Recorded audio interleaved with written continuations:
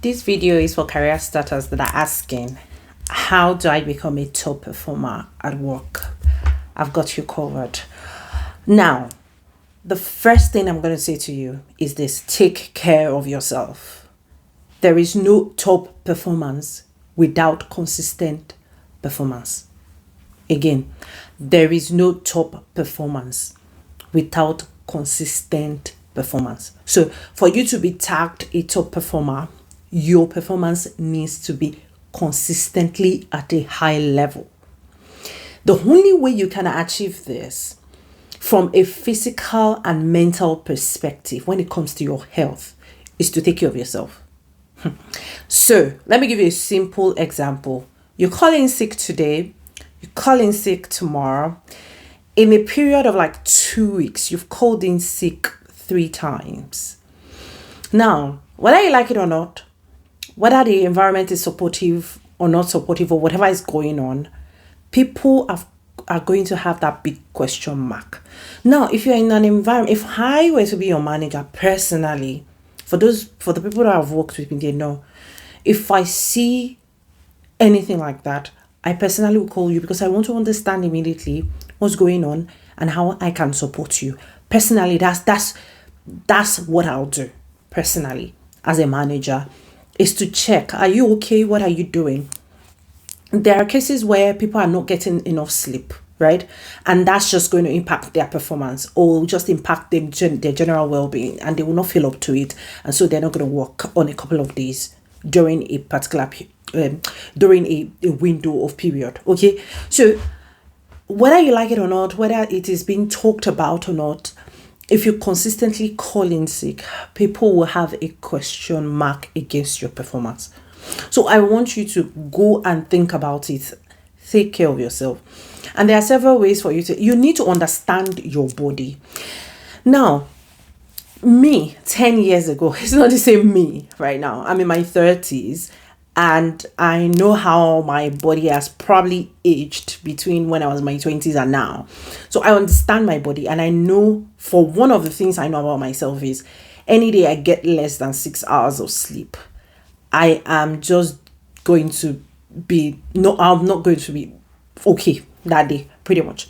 I'll probably have to live on coffee most of the day, or on a couple of cups of tea or whatever needs to happen, but I will not be at my best performing self. So sleep is it for me. Now, if I want to top it, I'll do my exercise. Right? If I can't hit the gym, I'll do my 15 minutes dance in the morning before I even start walking. Okay, so for me, that tops it for me, and I'm fully active, fully creative, fully innovative. I'm full of energy. I'm up and ready to run. Okay, so you need to understand your body and understand what you need to do to get yourself in that full blown energy mode. So you need to take care of yourself. If gym works for you, go to the gym. If sleeping well works for you, please get enough sleep, as much as you need to be full of energy. Okay, take care of yourself. Eat good food. Treat yourself well. Eat what you like to eat. Don't just eat because you are eating. Eat what you like to eat, okay, and take care of your body. Another thing I'm going to say, if you want to perform consistently at a top level, is you need to read. There is no shortcut to this particular one. You need to read. You need to do some subscriptions that can help you. So if you're probably like an accountant, if you're an accountant, for instance, or you're an auditor, whatever, you need to understand what's going on in your industry. Okay, so you need to understand what's going on. If there are new IFRSs or there are new GAAP or whatever it is that you need to stay on top of, regulatory releases and all of that you need to stay on top of. You just need to read. And now reading is easy. A lot of people make it out to look like it's a chore, but it's not. It's easy, especially if you don't want to read everything at a go. So you can do 10 minutes read, 15 minutes read of a particular release, and that's it for the day. You don't need to read more. That's it for the day. Now, when there is an opportunity or a meeting where that particular thing is being discussed, number one, you understand what is being discussed. Number two, you are able to give your own sort of update on what is being discussed. So you can contribute to it, you can do whatever sort of works for you, right? So you need to read. It's very, very important. Don't be like people who they go into meetings, they don't know what's going on, they don't care about it, they even come out of meetings, they don't really care about it and all that. So if you want to be a top performer, you just need to read, right? Now that sharpens your technical competence and you're able to deliver at a sort of, it just puts you above the curve.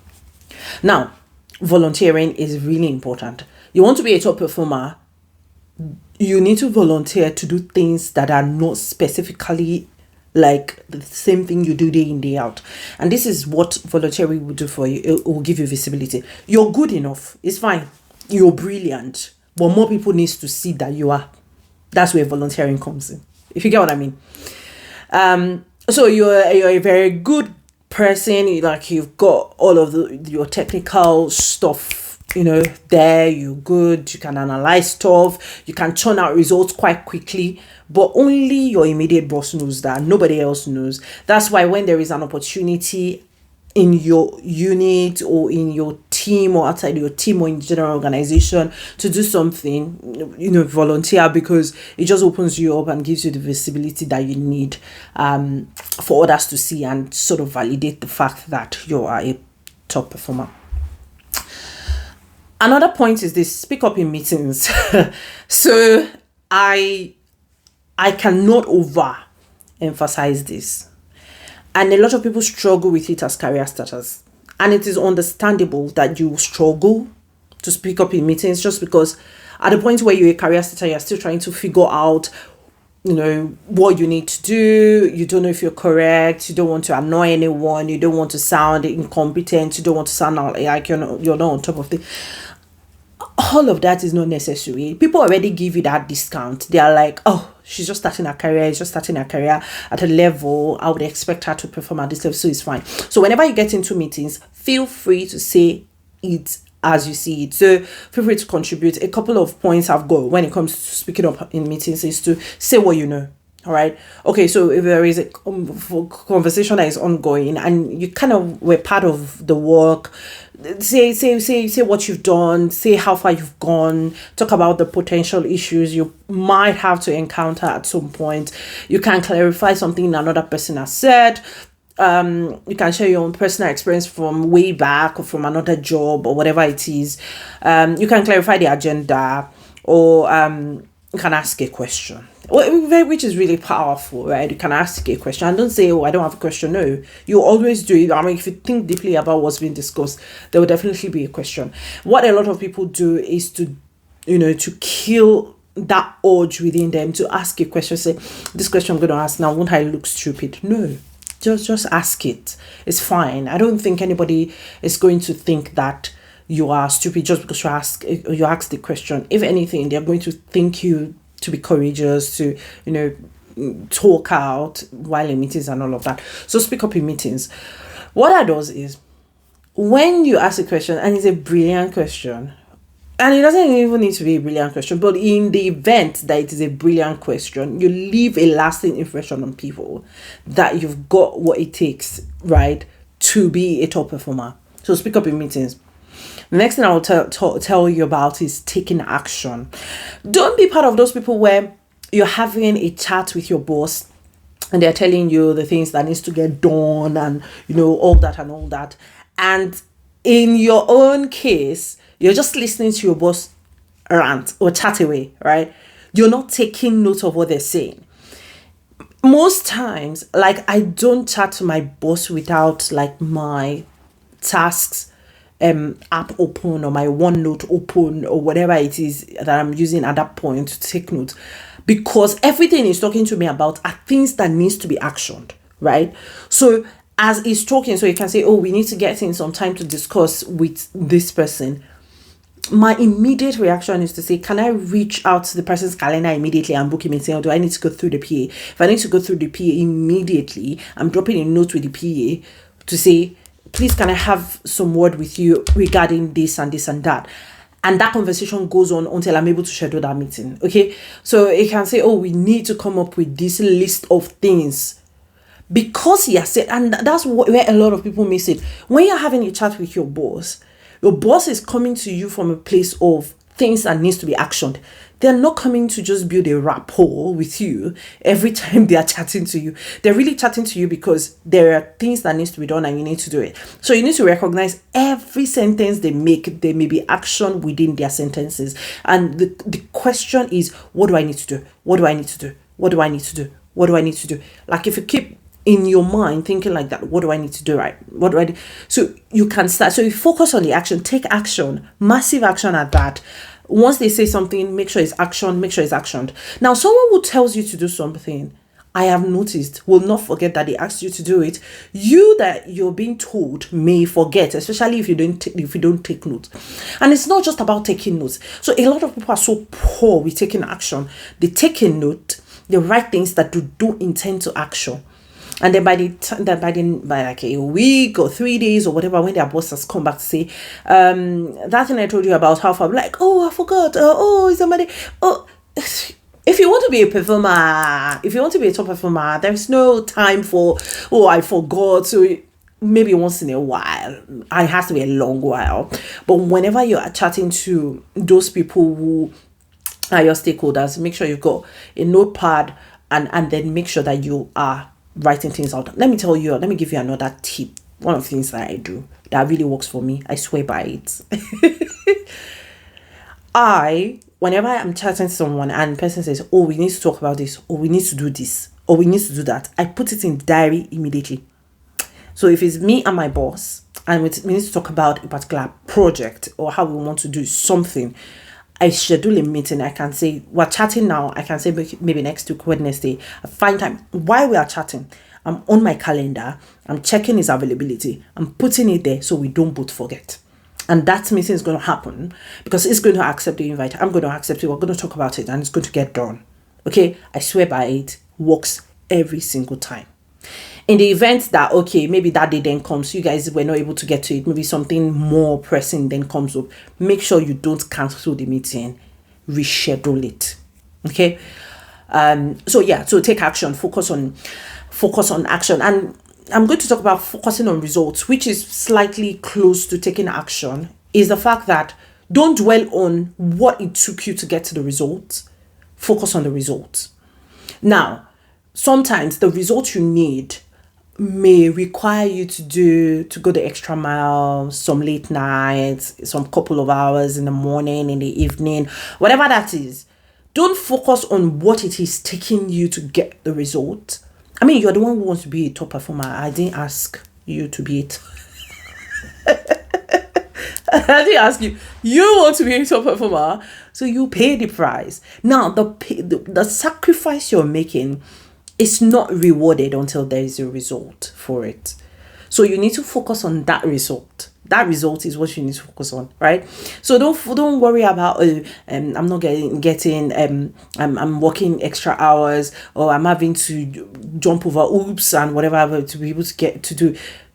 Nobody really cares about the effort, honestly. Just the result. So you do whatever you need to do to get to the result.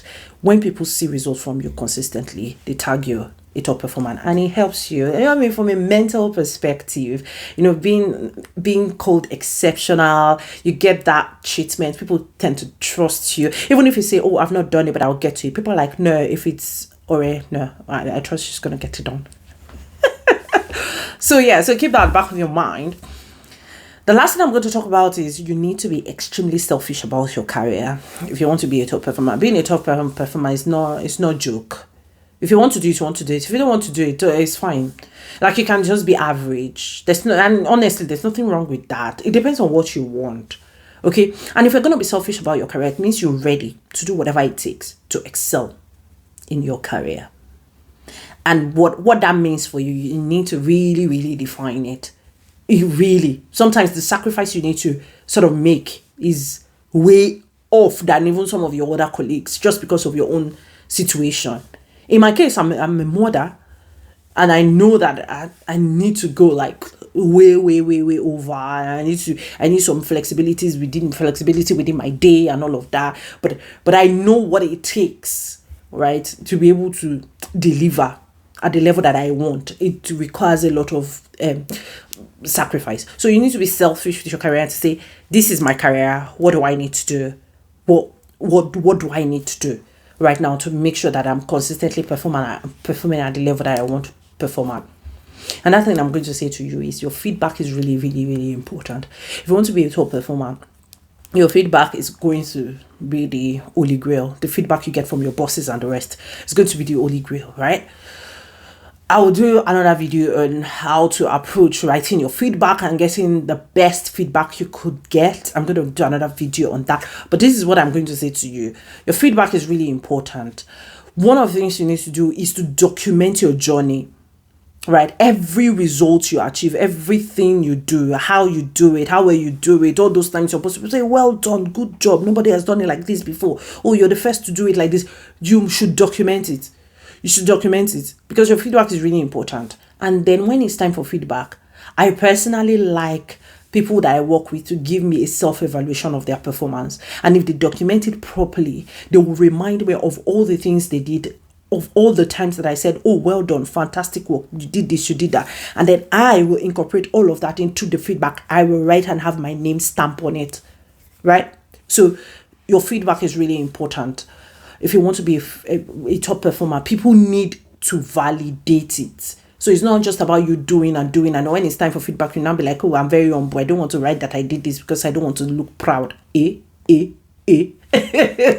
your feedback is really, really, really key. I'm going to stop here, but I hope you enjoyed this 16-17 minutes that we spent together talking about the things you need to start putting in place to be a top performer as a career starter. See you in the next video.